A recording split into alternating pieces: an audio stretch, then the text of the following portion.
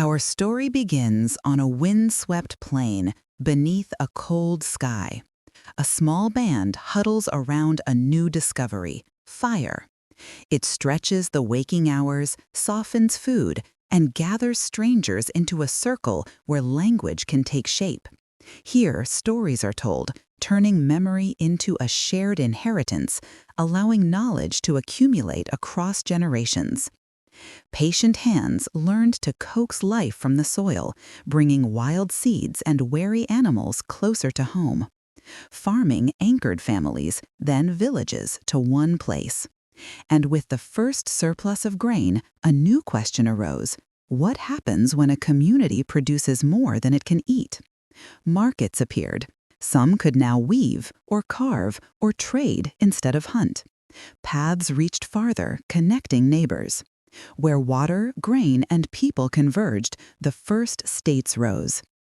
Prosperity demanded order. Rulers inscribed their commands on stone and clay.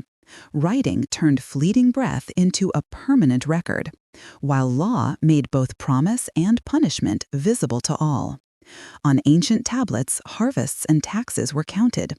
Envoys carried gifts and threats, and armies marched when bargains failed. The foundations of our modern world, of cooperation and conflict, of shared rules and archives, were laid. Centuries later, the world is in motion. In a bustling harbor on the Indian Ocean, ropes creak and traders argue in a dozen tongues. Networks of exchange now knit together distant peoples. Scriptures, algebra, and star charts travel alongside spice and silk. A maritime revolution drives empires across oceans, and soon factories will turn steam into sprawling cities. But a new question takes hold. What happens when ideas move faster than armies?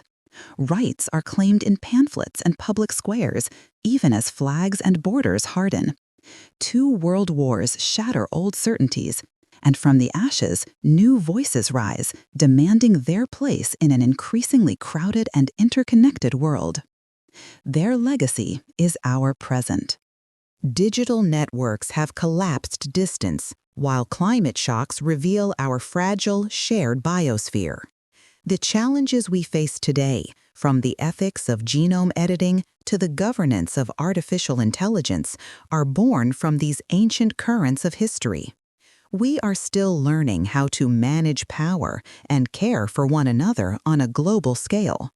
Because the next great shift is already underway, and it will not just change our machines, it will change the very meaning of our world.